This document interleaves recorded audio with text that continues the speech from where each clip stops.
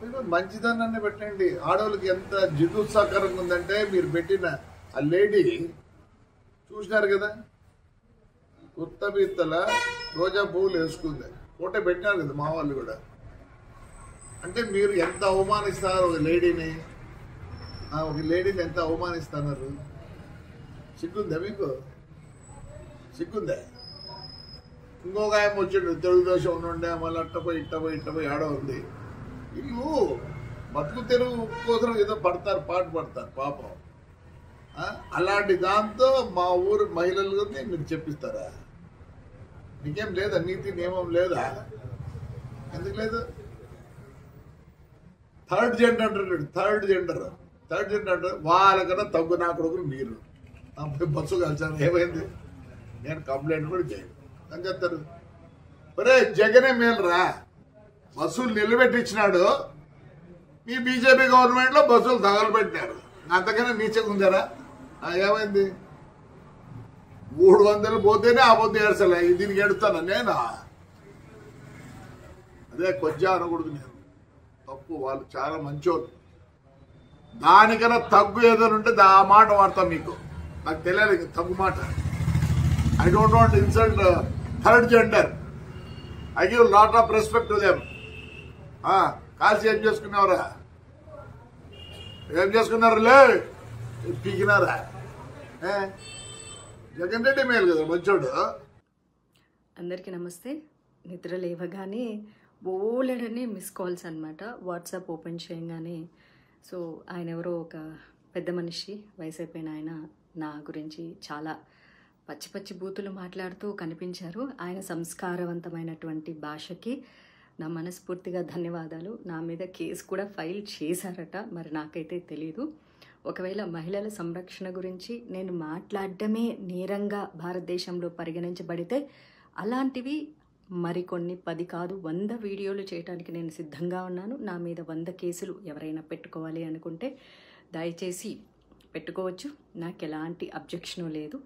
మహిళల మానం, మహిళల ప్రాణం మహిళలకే ఇంపార్టెంట్ కానప్పుడు నేను దాని మీద స్పందించడానికి పదే సిద్ధంగా ఉన్నాను. 1000 కేసులు పెట్టినా నేనైతే వెనక్కి తగ్గేదే లేదు అన్నట్లుగా ఉంటాను. ఆయన పెద్ద మనిషి మాట్లాడిన భాష చాలా గొప్పగా ఉంది. వాళ్ళ తాడిపత్రి మహిళలు పతివ్రతలు, పక్క ఊర్లో ఉన్న వాళ్ళందరూ పతితలు అని మాట్లాడిన ఆయన గొప్ప భాషకి, గొప్ప సంస్కారానికి, అలాగే తాడిపత్రిలో ఉండే ప్రతి పతివ్రతకి, వారిని సమర్థిస్తున్నటువంటి ప్రతి పురుషుడికి కూడా మనస్ఫూర్తిగా ధన్యవాదాలు. కాకపోతే ఆ ఊరి మహిళలకు కానీ ఆ ఊరి పురుషులకు కానీ పాపం వాళ్ళు ఏమీ అనలేదు నన్ను. ఈయన చెప్పారనమాట, మా ఊరి మహిళలు అని చెప్పేసి. సో మరి నేను కూడా మహిళే కదా, నేనేమన్నా ఒక్క బూతు మాట మాట్లాడడం జరిగిందా? పోనీ ఆ పెద్ద మనిషి పేరైనా తీయడం జరిగిందా? అసలు ఆయన ఎవరో కూడా నాకు తెలియదు. ఇప్పుడు నేను తెల్లారి చూసే వరకు కూడా ఆడేదో జేసీ పార్క్ అన్నాను. ఆ జేసీ పార్క్ ఆయన కట్టించుకున్నదన్న సంగతి కూడా నాకేం తెలుసు. మరి ఏమీ తెలియకుండా ఎలా మాట్లాడతాం మా ఊరి చరిత్ర అని అంటున్నారు. తాడిపత్రే కాదు, ప్రతి ఊరికి ఓ గొప్ప చరిత్ర ఉంటుంది. తాడిపత్రి గొప్ప చరిత్ర అన్నది హిస్టరీకి సంబంధించింది. అయితే గాంజా, సిగరెట్టు, మందు, డ్రగ్స్ అన్నవి నేర చరిత్రలకు సంబంధించినవి. కాబట్టి నేరానికి ఊరి యొక్క చరిత్రలకు సంబంధం ఉండదు. అలాగే తాడిపత్రి నుంచి ఎంతమంది ఇన్ఫ్లుయెన్సర్స్ ఇన్స్టాగ్రామ్లో ఉన్నారు. Instagram influencers are nothing but cinema actors. వాళ్ళు కూడా, వాళ్ళకి ఎంత క్రేజ్ ఉందో వీళ్ళకి కూడా అంతే క్రేజ్ ఉంది ఇప్పుడు సమాజంలో. మరి తెర మీద కనిపించే వాళ్ళందరూ ప్రాస్టిట్యూట్లు అని ఆయన అన్నారు. కాబట్టి దయచేసి తాడిపత్రి నుంచి ఎవరెవరైతే తెర మీద కనిపిస్తున్నారో, భవిష్యత్తులో సినిమా రంగంలోకి రావాలనుకుంటున్నారో, అమ్మ దయచేసి మీ అందరికీ రిక్వెస్ట్ చేస్తాను, ఎవరు రావద్దు. సినిమా ఇండస్ట్రీలో కేవలం ప్రాస్టిట్యూట్లు మాత్రమే ఉంటారు. మీ జేసీ ప్రభాకర్ రెడ్డి గారు చెప్పినట్లు తెర మీద కనిపించే మహిళలందరూ క్యారెక్టర్లెస్గా ఉంటారు, చాలా తప్పుగా ఉంటారు, గబ్బు గలీజ్ పనులు చేస్తుంటారు. కాబట్టి తాడిపత్రిలో ఉన్న వాళ్ళ మహిళలందరూ కూడా పతివ్రతలు. కాబట్టి దయచేసి ఎవ్వరూ కూడా తెర మీద కనిపించొద్దు. మీ అందాలు కానీ, మీ యొక్క ఆలోచనలు కానీ, మీ యొక్క రూపాన్ని కానీ కేవలం పెళ్లి వరకు మీ అమ్మా నాన్నలతో ఉంచి పెళ్లి తర్వాత మీ భర్తకి సమర్పించవలసిందిగా మనస్ఫూర్తిగా కోరుకుంటున్నాను. కానీ తాడిపత్రిలో ఉండే మహిళలకు స్వేచ్ఛ కావాలి, డీజే కొట్టుకోవాలి, 1 o'clock వరకు డాన్సులు చేయాలి, స్వతంత్రం కావాలి, అన్నీ కావాలి, ఏదైనా సరే ఆ ఊర్లోనే జరగాలి. కాబట్టి ఆ ఊరి వరకే ఉంచుకోండి. దయచేసి ఎవరెవరైతే భవిష్యత్తులో తాడిపత్రి నుంచి సినిమా ఇండస్ట్రీలోకి రావాలనుకుంటున్నారో, ఐఎమ్ రిపీటింగ్, భవిష్యత్తులో ఎవరెవరైతే అమ్మాయిల సినిమా రంగంలోకి రావాలనుకుంటున్నారో, ఇన్స్టాగ్రామ్ ఇన్ఫ్లుయెన్సర్గా ఉండాలి అనుకుంటున్నారో, లేకపోతే సీరియల్ యాక్టర్లు అవ్వాలనుకుంటున్నారో, మోడలింగ్ అవ్వాలనుకుంటున్నారో, దయచేసి రావద్దమ్మా. సినిమా ఇండస్ట్రీలో ఉండేవాళ్ళు ప్రాస్టిట్యూట్స్.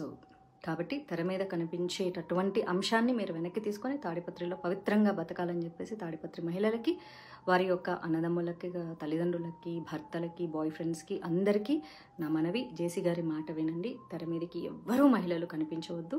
మీరు ఏ పార్టీలు చేసుకున్నా, ఏ డీజేలు కొట్టుకున్నా, ఏ అర్ధరాత్రి వరకు ఎగిరినా, ఏ స్వతంత్రాన్నైనా సరే తాడిపత్రిలో మాత్రమే చేసుకోండి. మీరు ఎప్పటికీ పతివ్రతల్లాగా ఉండాలని.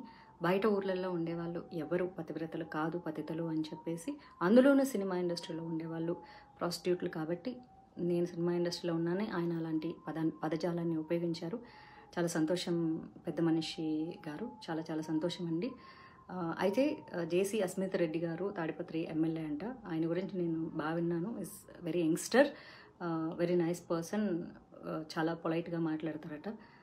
కాకపోతే సొంత తండ్రి అంత దారుణంగా మాట్లాడుతుంటే ఆయన కూడా ఖండించలేని పరిస్థితుల్లో ఉండింటారు.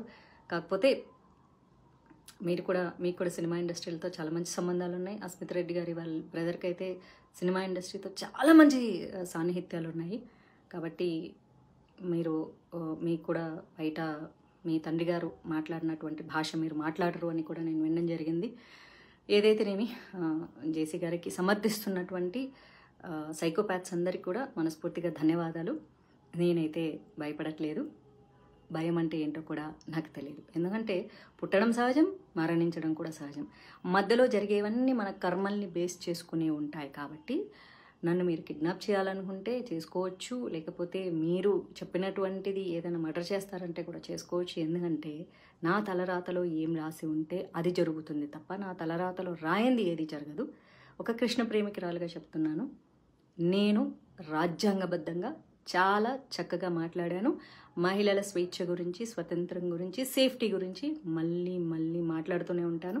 జేసీ ప్రభాకర్ రెడ్డి గారు అయితే చాలా చక్కగా మహిళలకు స్వేచ్ఛ కావాలి, స్వతంత్రం కావాలి, మహిళలు ఇంట్లో కూర్చోకూడదు అని చెప్పి ఒక మహిళనైనా నన్ను అమ్మ నా బూతులు తిట్టడం జరిగింది.